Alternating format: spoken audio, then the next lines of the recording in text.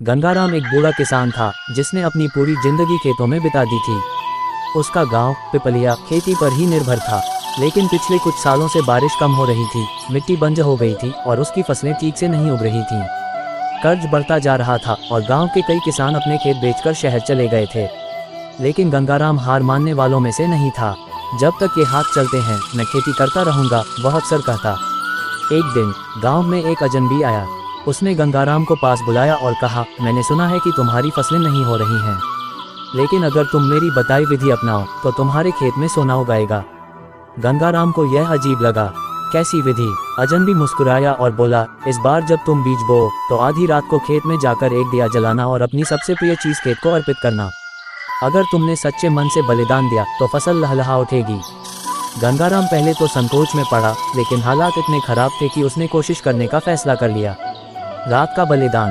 रात के 12 बजे जब पूरा गांव सो रहा था, गंगाराम अपने खेत में पहुंचा। उसने मिट्टी का एक दिया जलाया और सोचने लगा, मेरी सबसे प्रिय चीज क्या है? उसकी सबसे प्रिय चीज थी उसका हल। उसी हल से उसने अपनी पूरी जिंदगी मेहनत की थी। उसने कांपते हाथों से हल को खेत में रखा और प्रार्थना की, हे धरती माँ, अगर तुम्हें मेरा हल चाहिए तो ले लो, लेकिन मेरी फसल को मत मुरझाने दो।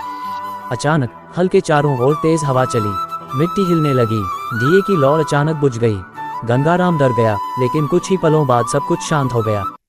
चमत्कार या श्राप? सुबह जब गंगाराम खेत पर गया तो उसकी आंखें फटी रह गईं। जहां कल सूखी जमीन थी वहां हरी भरी फसलें लहरा रही थीं। गेहूं के पौधे सुनहरे हो गए थे और उनकी चमक असली सोने जैसी थी। गांव के लोग ये चमत्कार देखकर दंग रह गए, लेकिन गंगाराम अकेला खुश नहीं था। वह सोच रहा था, ये चमत्कार था या किसी अनदेखी शक्ति का खेल। अंतिम रहस्य। कुछ दिनों बाद जब फसल कटने का समय आया तो गंगाराम ने एक बाल्टी में गेहूं भरकर उसे छूने की कोशिश की, लेकिन जैसे ही उसने उसे हाथ लगाया पूरा गेहूं राख में बदल गया।